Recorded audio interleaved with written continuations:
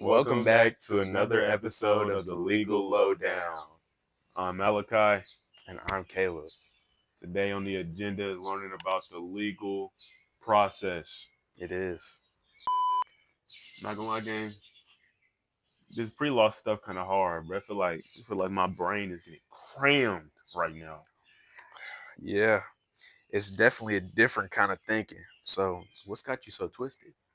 We talking about like the legal process in Miss Harris class today. And honestly, bro, I'm not gonna cap. It felt like I was tangled, bro. Like I didn't have a clue what's going on, bro. Like, how does anything actually get done? Right? I get that too. It's not like someone breaks a rule and then bam, they're in jail. There are so many steps from the initial complaint to arrest to investigations, trials, appeals. It's like a really long, complicated board game. A board game with some real consequences, bro. Like, and when they say all that different type of law, bro, my head all over the place. Oh, yeah, it's a big one. You've got your criminal law, which is when someone breaks a law that society says is bad, like theft or assault. That is the one you see the most in movies. Right, like the state of prosecuting the person. But then there's civil law, which is like disputes between individuals or organizations, right?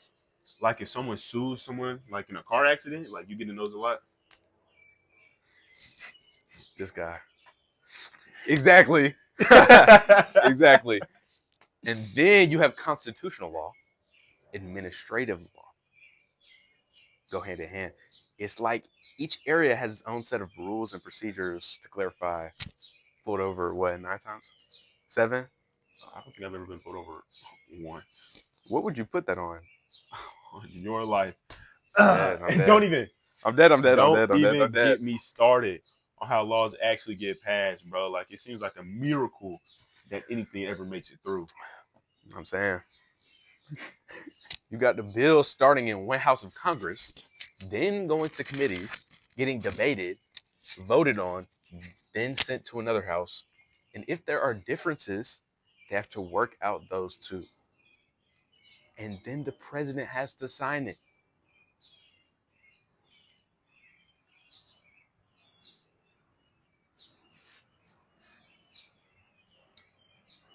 One might even say it's like a legislative obstacle course as such, you know? You could say that. One might. One might say that. One just might say that. Yeah. And I guess it just takes so long sometimes. Everybody has different ages or stuff to compromise. Pretty much. It's designed to be slow and deliberate to make sure they're thinking things through. Though sometimes it just feels too slow. Tell me about it, man. Tell me about it. Last thing, but it's just been bugging me on my mind. We had to read some kind of like old court case, like I don't know what year, but like 1942. That was like Miss Harris' birthday. I'm trolling Miss Harris. I'm trolling.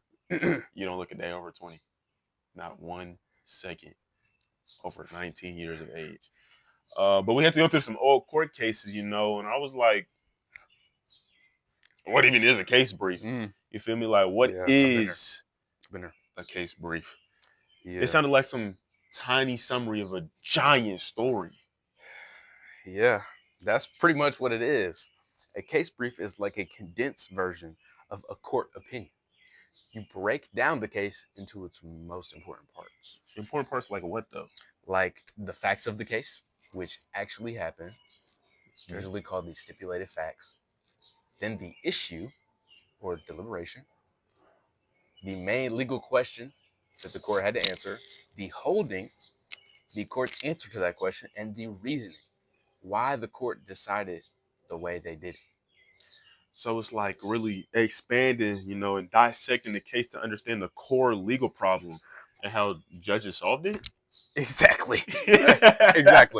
Exactly. Yes. It helps you see the legal principles in action and how they apply to real situations. It's a way to make these long, dense opinions more manageable.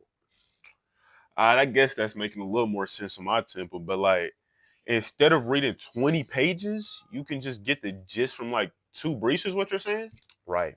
It's a super important skill for law students. You'll be briefing cases all the time if you decide to go in that profession.